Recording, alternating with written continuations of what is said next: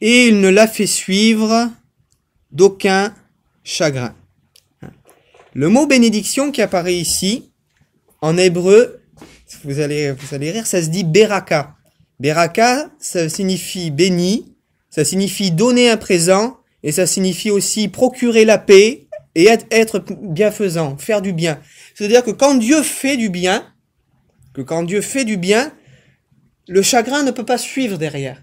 Parce que lorsque Dieu donne quelque chose, il le fait parfaitement, il le donne parfaitement. Comme je vous ai dit, ça se dit beraka, et c'est ça qui va vous faire rire, c'est que c'est de ce mot-là qu'est sorti le mot baraka. Quelqu'un qui a de la chance, on dit il a la baraka, c'est de ce mot hébreu, beraka, qui veut dire bénédiction, et bien c'est de ça qu'est sorti ce mot-là. Il ne l'a fait suivre d'aucun chagrin, donc d'aucune douleur, d'aucune peine, mais le mot chagrin, il se dit etseb, et ça veut dire aussi travail. C'est-à-dire que quand Dieu donne, on n'a pas besoin de forcer plus derrière. Quand Dieu a décidé de donner, semblerait-il que notre peine que l'on met à chercher, le poids que l'on met à travailler, en réalité, il est ôté, il est enlevé. Et j'aimerais qu'on revienne à l'origine. Donc on va retourner dans le livre de la Genèse, chapitre 1, verset 28, où Dieu va prononcer sa première bénédiction.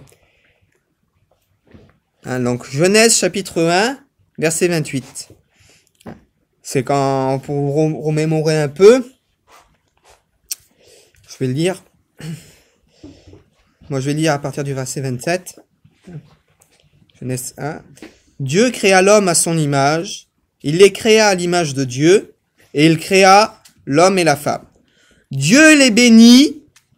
Et Dieu leur dit, soyez féconds, multipliez, remplissez la terre, assujettissez-la, et dominez sur les poissons de la mer, les oiseaux du ciel, et sur tout animal qui se meut sur la terre.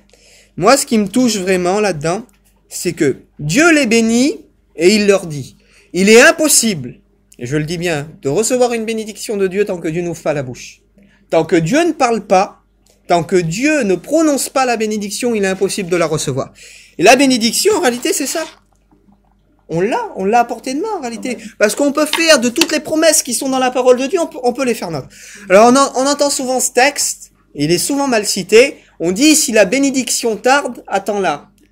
Et elle s'accomplira certainement. Quand vous retrouverez ce texte, je sais plus dans quel livre c'est, mais quand vous le retrouverez, c'est écrit comme ça dans la Bible. Si la prophétie tarde, attends-la, et elle s'accomplira certainement. Pourquoi la prophétie? Parce que la prophétie, c'est encore une parole que Dieu prononce.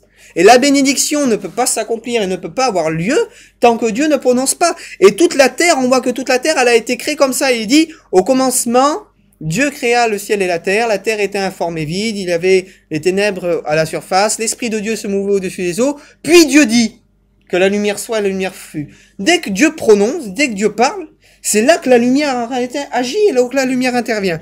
Alors ce qui est étonnant, c'est que le mot béni, là, tout à l'heure je vous ai dit que c'était beraka, mais là, dans le mot béni, tout à l'heure c'était le mot bénédiction, c'est la bénédiction, mais là c'est pas tout à fait le même mot, là c'est le mot béni, Dieu les bénit.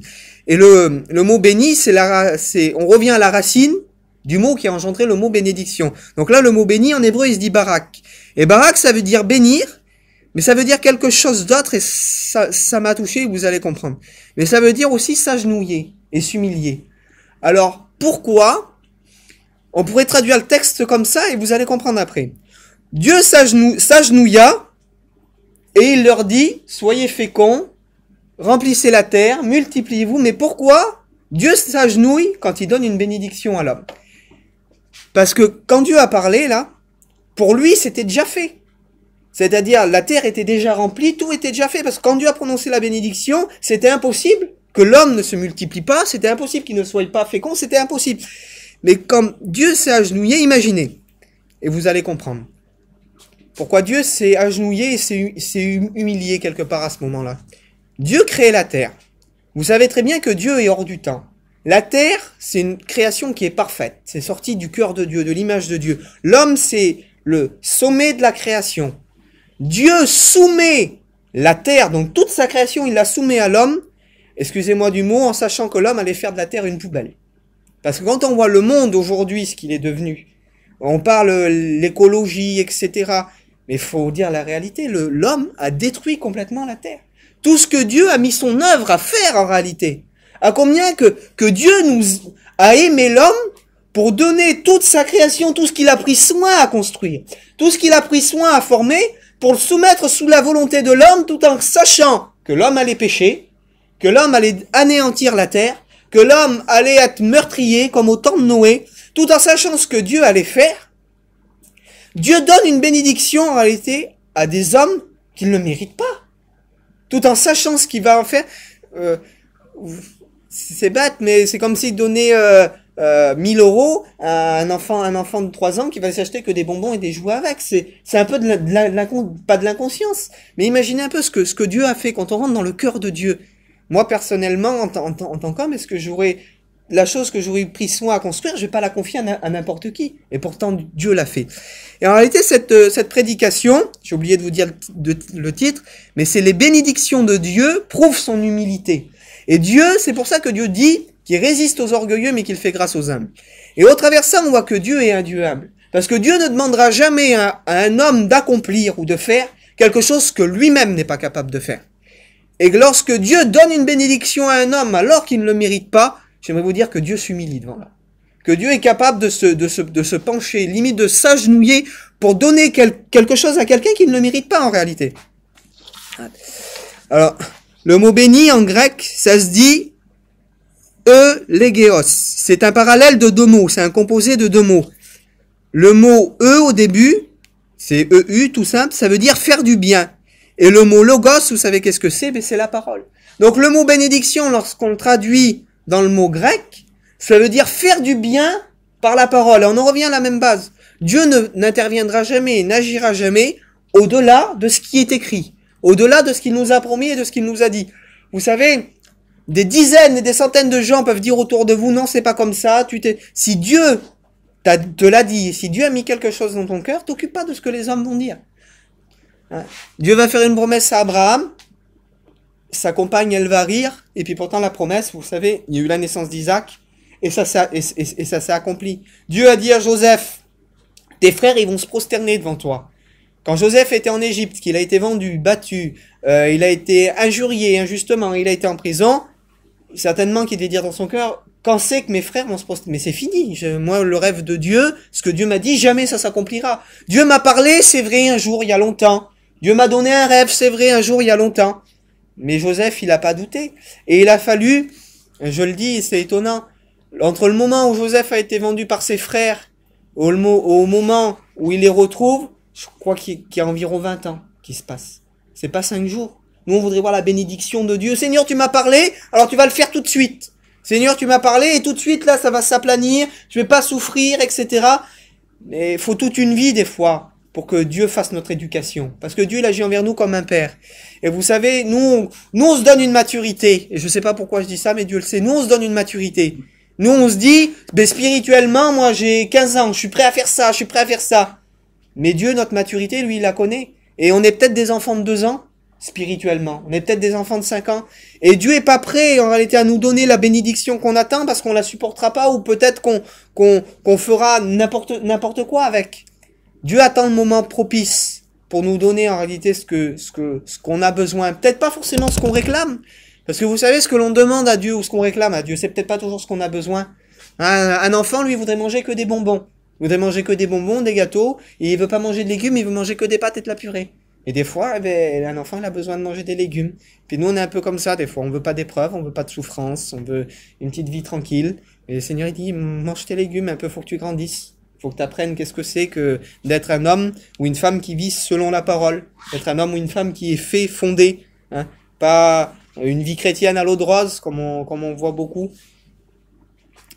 Hein. Dieu ne fait du bien que par sa parole. Dieu s'humilie, comme je vous dis, car il donne la création à l'homme qui ne la mérite pas. Et vous savez, dans la parole de Dieu, on a des exemples. Et on a l'exemple d'un homme de Dieu. Hein, vous savez, Moïse était un type du Christ, du Messie, de ce qu'il allait faire. Et on va lire ensemble, pour ceux qui veulent, dans Exode 32. On va lire, donc Exode 32 à partir du verset 7 jusqu'au verset 12. Puis ensuite, on lira du verset 30 jusqu'au verset 35. On va lire du verset 7 déjà jusqu'au verset 12. Je vous laisse le temps de trouver. 5 minutes. Je ne vais pas être très très long, je devrais avoir presque terminé normalement.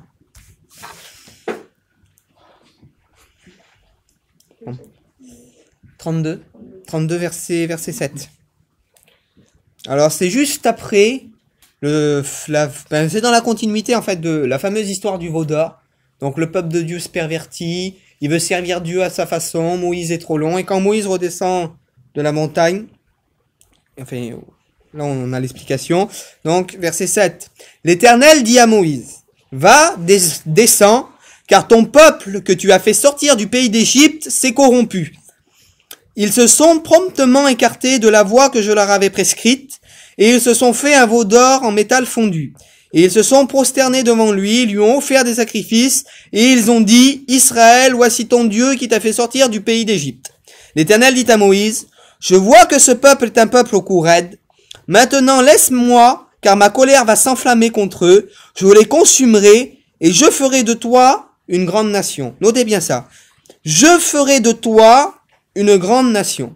C'est-à-dire que là, Dieu est en train de dire, le peuple s'est égaré, s'est corrompu, je vais faire descendre le feu du ciel sur eux, je vais les consumer, et je vais faire de toi, Moïse, une grande nation. C'est-à-dire que Dieu, lui, comme Dieu est hors du temps, Dieu dans sa réalité à lui, malgré que il avait dit à Israël, etc., malgré que Dieu avait son plan, Dieu à ce moment-là est capable de changer complètement son plan, de garder juste Moïse, et de faire de Moïse une grande nation. Donc il aurait donné peut-être plusieurs femmes à Moïse, je sais pas comment ça aurait été, il aurait fait de Moïse une grande nation. C'est-à-dire il est prêt à mettre tout le peuple d'Israël complètement de côté, à le faire périr, et à faire de Moïse une grande nation. Quelques temps vont se passer, je vous passe un peu l'histoire. Il parle un peu avec les enfants d'Israël, il y a plusieurs choses qui se passent. Mais au verset 30, donc c'est le lendemain, il y a quelque chose qui me touche. Le lendemain, Moïse dit au peuple, vous avez commis un grand péché. Je vais maintenant monter vers l'Éternel et j'obtiendrai peut-être le pardon de votre péché. Moïse retourna vers l'Éternel et il dit, ce peuple a commis un grand péché. Ils se sont fait un dieu d'or. Pardonne maintenant leur péché, sinon efface-moi de ton livre que tu as écrit. Alors imaginez ce que cet homme-là est en train de faire.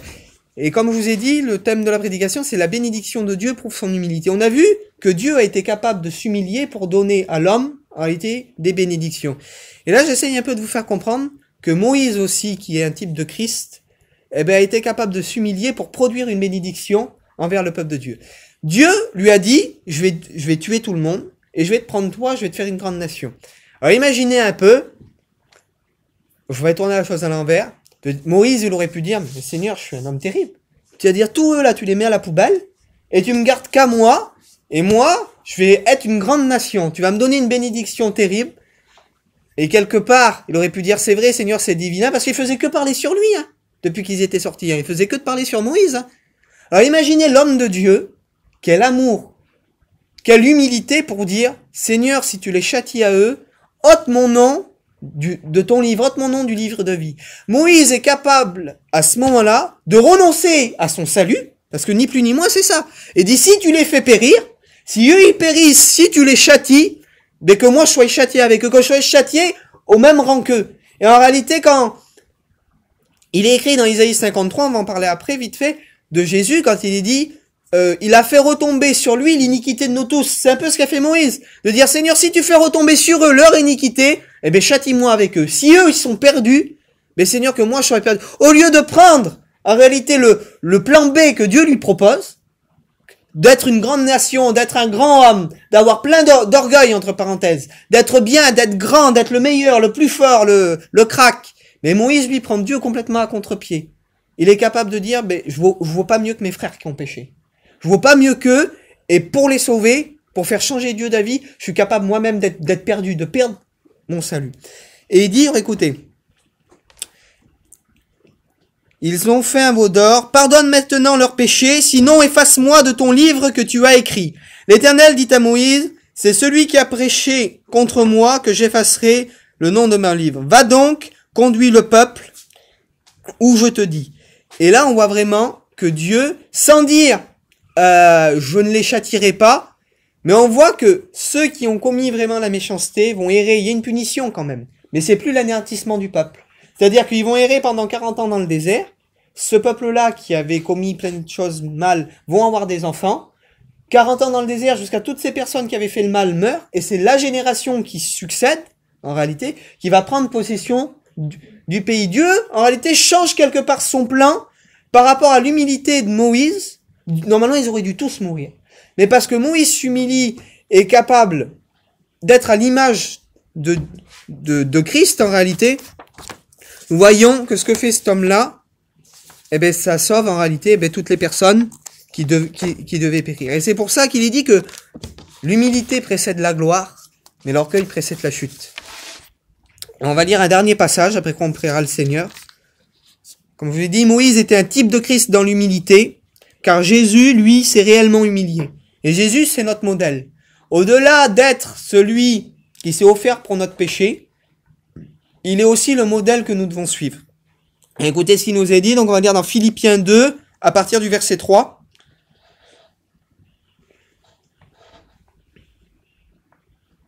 Philippiens 2, à partir du verset 3. Et c'est drôle parce que là je m'en aperçois juste. Vous savez, il y a des petites notes au-dessus pour introduire les chapitres. Et là il est écrit Christ, modèle d'humilité. Donc on voit vraiment que ça correspond avec le passage. Donc Philippiens 2, verset 3, il est dit ceci. Ne faites rien par esprit de parti ou par vaine gloire, mais que l'humilité vous fasse regarder les autres comme étant au-dessus de vous-même. Alors ça, c'est pas facile. De regarder parfois les gens qui sont un peu tordus, les gens qui nous font des misères, les gens qui nous font du mal, comme étant des fois au-dessus de nous-mêmes. Un modèle d'humilité. Moïse, c'est ce qu'il a fait. Quand il a vu le peuple, il était tordu. C'est un peuple tordu, c'est un peuple qui a fait n'importe quoi. Mais il a apporté plus de valeur au peuple qu'à lui-même. Que l'humilité vous fasse regarder les autres comme étant au-dessus de vous-même. Que chacun de vous, au lieu de considérer ses propres intérêts, considère aussi ceux des autres. Et j'aimerais vous dire, et puis il faut pas faire semblant, on a du chemin à faire. Honnêtement, quand on est confronté à la parole de Dieu, faut dire la vérité. Comparé à ça, moi je suis pas au niveau. J'ai de la route à faire. De considérer les intérêts des autres avant les miens, nous on considère toujours, et c'est légitime, mais notre bien-être, notre foyer, notre confort, notre famille. Et Dieu nous demande parfois de considérer d'abord les autres avant de nous considérer à nous-mêmes. Et là, au verset 5, il dit ceci. Ayez en vous les sentiments qui étaient en Jésus-Christ. Lui qui existait en forme de Dieu, il n'a pas regardé d'être égal avec Dieu, mais il s'est dépouillé lui-même. Alors pourquoi il s'est dépouillé lui-même? Parce que j'aimerais vous dire que la gloire de laquelle Jésus était revêtu dans le ciel, personne ne pouvait y prendre. Il a fallu que lui-même il y renonce en réalité. Il a fallu qu'il renonce à une part de sa divinité, de son pouvoir, pour pouvoir venir prendre la parole d'un homme. Mais il s'est dépouillé lui-même en prenant la forme de serviteur, en devenant semblable aux hommes. Il parut comme un vrai homme. Il s'est humilié lui-même, se rendant obéissant jusqu'à la mort, et même jusqu'à la mort de la croix. Et là, il y a une note importante. C'est qu'il s'est humilié lui-même, il s'est rendu obéissant, il s'est humilié lui-même, en se rendant obéissant jusqu'à la mort. Et il y a un passage dans la parole de Dieu qui me touche, qu'il est dit, sur Jésus, il est dit, il a appris, bien qu'il soit fils, l'obéissance au travers des choses qu'il a souffert. Et nous, vous comme moi, on est tous pareils, on voudrait être appelés fils, sans parfois marcher dans l'obéissance. Il a appris, bien qu'il soit fils, l'obéissance au travers des choses qu'il a souffert. Et l'obéissance, elle s'apprend au travers la souffrance. Il le dit, il a appris, bien qu'il soit fils, l'obéissance au travers quoi? Au travers les choses qu'il a souffert. Donc on veut être appelé fils, on veut posséder le royaume, parce qu'être appelé fils, c'est avoir l'héritage, c'est posséder le royaume, donc on veut être appelé fils. On veut posséder le royaume, mais on veut mettre de côté, apprendre l'obéissance au travers les choses qu'il a souffert. Ça, on le met un petit peu de côté, on prend le côté fils, le côté bénédiction, mais il faut tout prendre. Et il dit que là, Christ s'est humilié lui-même, se rendant obéissant jusqu'à la mort, et même jusqu'à la mort de la croix. C'est pourquoi, aussi, Dieu l'a souverainement élevé, et lui a donné le nom qui est au-dessus de tout nom, afin qu'au nom de Jésus, tout genou fléchisse dans les cieux, sur la terre et sous la terre, et que toute langue confesse que Jésus-Christ est Seigneur, à la gloire de Dieu le Père. Comme je vous dis, j'irai pas plus loin, on va juste faire un petit récapitulatif. Mais nous, des fois, on s'imagine, comme je vous ai dit, que la bénédiction, c'est pleurer sur sa chaise, c'est ressentir un frisson, que la bénédiction, c'est toujours être au sommet, j'aimerais vous dire que quand Dieu bénit, il s'humilie. Si nous, on veut bénir les gens autour de nous, il faut faire preuve d'humilité. Et on peut pas, on a tous fait cette prière. Seigneur, je veux te rendre ce que tu me donnes. Seigneur, je veux aimer comme toi tu aimes. On peut pas rendre. Comment voulez-vous qu'on rende à Dieu ce qu'il nous a donné? En le rendant aux autres. Ce que Dieu nous donne, quand il nous le donne, celui qui dit qu'il mérite une grâce de Dieu ou qui mérite d'être pardonné, excusez-moi, mais je le traite de menteur, parce que même moi le premier, je le mérite. Pas personne ne le mérite. On serait prétentieux de dire ça. Maintenant, lorsque Dieu nous donne, comme je vous ai dit, Dieu s'agenouille, Dieu s'humilie pour nous donner. On mérite pas et pourtant Dieu le fait. C'est pour entrer dans cette dimension de dire, c'est toi, Seigneur. Tu t'humilies quand tu me bénis, quand tu me donnes des choses, quand la bénédiction sort de ta parole alors que je ne mérite pas que tu me le donnes. Toi, Seigneur, c'est une preuve de ton humilité à toi. Mais ce que tu me demandes en retour, c'est de manifester la même chose. Vous savez, il y a des gens qui méritent pas qu'on les pardonne. Il y a des gens qui méritent pas qu'on les pardonne. Il y a des gens qui viennent même pas nous demander pardon du mal qu'ils ont fait. Et puis pourtant, vous m'écoutez souvent et je le fais pas pour faire beau. Parce que dans mon cœur, moi, j'en ai besoin. Mais de prier pour ceux qui parlent contre moi. J'ai besoin de le faire. De dire, Seigneur, je veux pas que tu leur imputes ce péché ou ces choses parce que ils parlent peut-être sans savoir. Ou même s'ils savent, Seigneur, eh ben, pardonne-les quand même. Voilà. Que Dieu éclaire les consciences. Que Dieu éclaire les cœurs. Vous savez, on pardonne pas pour que les autres aillent mieux. On pardonne pour que dans notre cœur, il n'y ait pas de racines. Pour que dans notre cœur, il n'y ait pas d'amertume. Pour que dans notre cœur, il y a, je sais plus si c'est Paul qui dit ça ou un autre apôtre, mais il dit Satan n'a rien en moi. Il faut qu'il ait rien en nous, les frères et sœurs. Il faut qu'il n'y ait pas quelque chose en nous qui peut nous prendre et nous écraser avec. Ou nous tirer. Il faut qu'il ait rien en nous. Alors tant pis, même si on me dit que je pardonne ou, excusez-moi du mot, mais toi tu pardonnes, t'es une lavette, tu te fais pas respecter, ou t'es ci, ou t'es ça. Souvent, des fois, les gens peuvent nous rabaisser comme ça. Mais tant pis, quand on le fait pour que dans notre cœur on se sente bien. Et la victoire, c'est nous qu'on l'obtient. Vous savez, de ressasser les choses, de faire remonter à la surface, ça fait souffrir. Ça fait souffrir, ça fait mal. De refuser de pardonner, ça fait mal. Et faut pas vivre dans des choses comme ça, pour nous-mêmes. Pour nous-mêmes, c'est une victoire. Et comme vous vous dit, c'est vrai, ça coûte, c'est difficile. Mais si Dieu, lui, a fait preuve d'humilité, à combien plus forte raison nous devons faire preuve d'humilité? Combien plus forte raison si Dieu nous transmet ses bénédictions, et nous on transmettra ce que Dieu a mis dans notre cœur en agissant comme lui, en donnant à des gens qui ne le méritent pas, en faisant grâce à des gens qui ne méritent pas qu'on leur fasse grâce, en pardonnant à des gens qui ne méritent pas qu'on les pardonne. Et vous savez, bien souvent de fois, on se sert des armes que les gens se servent contre nous. Et puis à tort, je l'ai fait aussi. Les gens parlent sur nous, mais on se met à parler sur eux. Ou les gens nous disent ça, ben on dit oui, mais lui c'est comme ça, comme ça, comme ça. Faut pas. Et le Seigneur dit que nous, les armes qu'on a pour combattre, elles sont pas charnelles, mais elles sont spirituelles pour renverser des forteresses. Je pense que si on opère à la manière de Dieu, c'est pas facile. Je vous dis, même moi, j'ai du mal. Mais je pense que si on opère à la manière de Dieu, mais Dieu va agir, Dieu va faire, Dieu va bénir. Imaginez combien Dieu nous aime pour nous avoir confié la terre en réalité. Et c'est peut-être là, vous allez dire, il a un discours un peu drôle, mais Dieu nous a confié la terre, même si les gens la détruisent. Faut pas que nous on participe à ça. Des fois c'est bête, jeter un papier par la fenêtre, c'est ridicule ce que je vous dis. Mais la terre c'est Dieu qui nous l'a donnée. Et on n'a pas le droit de faire n'importe quoi. C'est des détails que je vous dis, c'est bête. Mais aujourd'hui, les gens vivent tellement pour eux.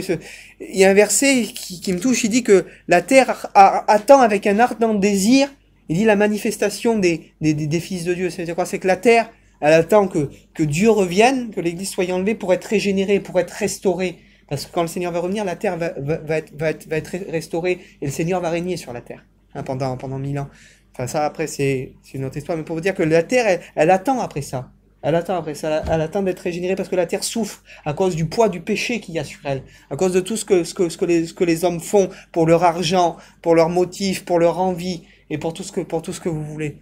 Donc, faut pas participer à tout ça. Chacun à notre niveau, essayer de faire les choses bien pour le Seigneur. On prie le Seigneur ensemble.